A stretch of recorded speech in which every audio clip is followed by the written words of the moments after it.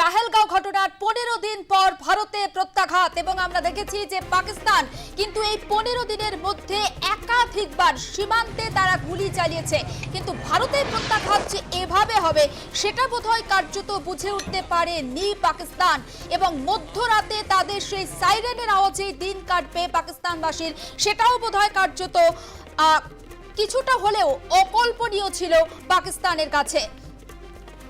পাকিস্তান এবং পাক অধিকৃত কাশ্মীরে আঘাত ভারতীয় বাহিনীর, পেহেলগাঁওয়ের জঙ্গি হানার জবাব পাকিস্তানকে ভারত নিজের পছন্দের মতো সময় নিজের পছন্দ মতো জায়গাতেই দিয়েছে। তবে আমরা কথা বলবো এই মুহূর্তে আমাদের সঙ্গে টেলিফোনে রয়েছেন আমাদের editor in chief Sujit Chattopadhyay. Sujit দা, নিঃসন্দেহে ভারতীয় সেনার একটা অভূতপূর্ব সাফল্য বলতেই হচ্ছে, তবে আমি আপনার কাছে যে বিষয়টা জানতে চাইবো 1971 এবং 2025 দুটোর মধ্যে ঠিক কি পার্থক্য আমরা করতে পারছি, আন্তর্জাতিক ক্ষেত্রে ভারতের অবস্থান কি হবে? পার্থক্য বা এটার ক্ষেত্রে এটা হচ্ছে যে একটা সাংঘাতিক প্রিসিশন অ্যাটাক নামিয়েছে ভারত, এবং যে সাতটি যেতে যে পয়েন্টে হিট করেছে সে পয়েন্টগুলোর মধ্যে দেখতে গেলে একটা হচ্ছে পিওকে, যেটা পাক অধিকৃত কাশ্মীর, সেখানে মুজাফফরাবাদে অন্তর্গত 3খানা ক্যাম্প, রাজস্থানে বর্ডারে একটি ক্যাম্প যেটা হচ্ছে জৈশ ই মোহাম্মদের হচ্ছে সদর দপ্তর, যেখানে 1999 সালে কান্দাহার যে প্লেন অপহরণ করেছিল এই মাসুদ আজহার, সেখানে নামিয়েছিল, এবং ওটা হচ্ছে খুব দুর্ধর্ষ একটা ক্যাম্প, যেটাকে মানে ইট ইজ আনএক্সপেক্টেড যে ওটাকে টার্গেট করে রেখেছিল ভারত। এবং পাঞ্জাবের সীমান্তে সেখানে কোটলাতে কাছে ওখানে একটি ক্যাম্প আছে, সেই ক্যাম্পে আঘাত এনেছে। মোটে যে 9টি প্রিসিশন ক্যাম্প, এগুলোর ক্ষেত্রে স্টেলথ মিসাইল ব্যবহার করা হয়েছে, স্টেলথ মিসাইল এবং ব্যবহার করা হয়েছে, যেটা এতটাই মানে এই মিসাইলটা ছুড়ে অনায়াসে এটা ব্যাক করা যায় হচ্ছে যেখান থেকে আর কি এটাকে থ্রো করা হয়েছে।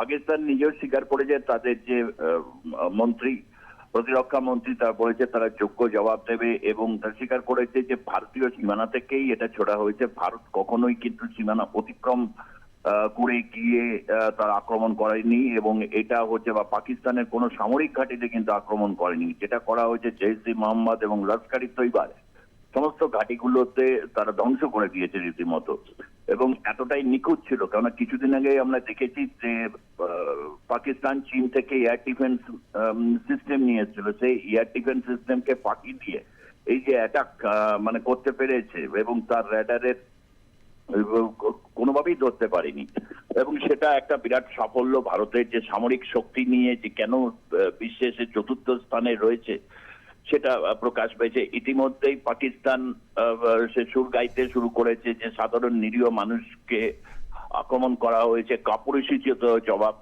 এবং অপারেশন সিন্দুর এর মাধ্যম দিয়ে ভারতীয় সেনাবাহিনীর পরাক্রমটা বোঝা যাচ্ছে। সেনাবাহিনী নামটাও দিয়েছে তার কারণ যে পেহেলগাঁওতে যে ঘটনা ঘটেছিল সেটা ধর্ম থেকে করা হয়েছিল, এবং ধর্ম থেকে করার কারণে যে অপারেশন পাল্টা ইন্ডিয়া দিল সেটা অপারেশন সিন্দুর, নাম থেকেই খুব পরিষ্কার বোঝা যাচ্ছে যে ধর্ম থেকে এবং বেছে বেছে ছেলেদেরকে হত্যা করা হয়েছিল, তার প্রত্যাঘাতটা অপারেশন সিন্দুরের মাধ্যমে না হলো।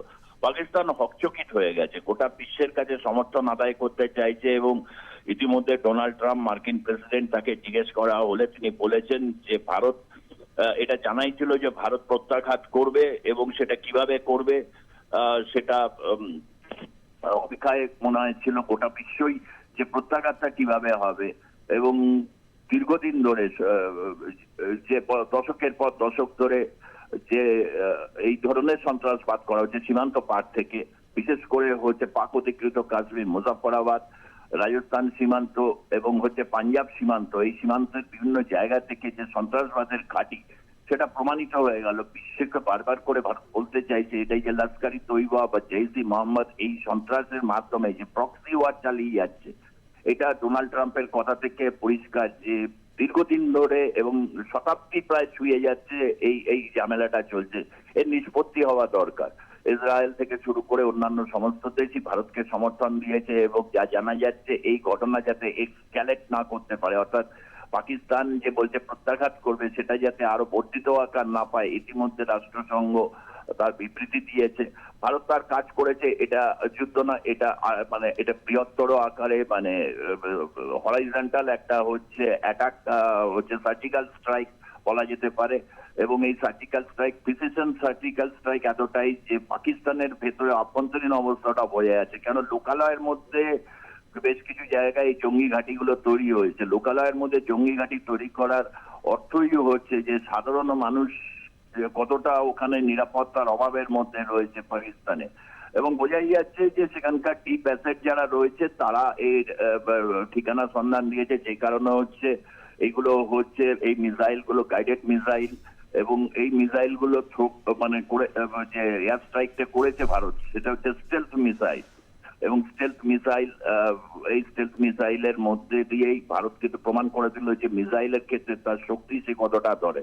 এগুলো 100 কিলোমিটার রেঞ্জের মধ্যে, অর্থাৎ নিজেদের রেঞ্জ থেকে শোনা যাচ্ছে রাফালে থেকেই এটাকে থ্রো করা হয়েছে এবং সীমানা অতিক্রম করে গিয়ে সেখানে ঢুকে গিয়ে করেছে সেটা করেনি, অর্থাৎ অত্যন্ত সংযম দেখিয়েছে।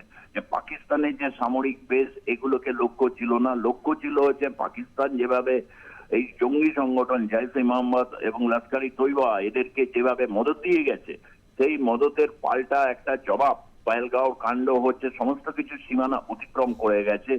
সেই জবাবটার জন্য গোটা দেশকে প্রস্তুত করেছে। আমরা জানি যে এটার জন্য যে প্রত্যাঘাত যে পাকিস্তান করতে পারে সেই সম্পর্কে আগাম সতর্কতাও নেওয়া আছে। ইতিমধ্যে সমস্ত বিমানবন্দর, উত্তর ভারতের বিমানবন্দরগুলোকে বন্ধ করে দেওয়া হয়েছে এবং এখনো বিমান চলাচল সেখানে বন্ধ, এবং এয়ার ডিফেন্স সিস্টেমকে প্রস্তুত রাখা হয়েছে যদি কোনো প্রত্যাঘাত করে। এটা হকচকিত, তখন পাকিস্তানের সবাই তখন ঘুমিয়েছিল, শুধু জেগেছিল ভারতীয় সেনা, এবং গোটা বিষয়টা পর্যবেক্ষণ করেছেন একেবারে সচক্ষে প্রধানমন্ত্রী নরেন্দ্র মোদী। এবং একটা শক্ত জবাব যে ভারত দিয়েছে এই ব্যাপারে কোনো সন্দেহ নেই, এবং এটা একটা সেনাবাহিনীর দুর্দান্ত পরাক্রম, এবং ভারতীয় সেনাবাহিনীর এবং ভারতবর্ষের যে জঙ্গিবাদের বিরুদ্ধে যে লড়াইয়ের ইতিহাসে এটা একটা স্বর্ণাক করে লেখা থাকবে আজকের এই দিনটি। একেবারেই নজর থাকবে আমাদেরও। সুজিতদা, আপাতত ধন্যবাদ। আমরা কথা বলছিলাম আমাদের এডিটর ইন চিফ সুজিত চট্টোপাধ্যায়ের সঙ্গে, এবং মধ্যরাতে পাকিস্তান ও পাক অধিকৃত কাশ্মীরে প্রত্যাঘাত, ভারতের পহেলগাঁওয়ের জঙ্গি হানার জবাবে জঙ্গি ঘাঁটি লক্ষ্য করে প্রবল আক্রমণ ভারতীয় সেনা।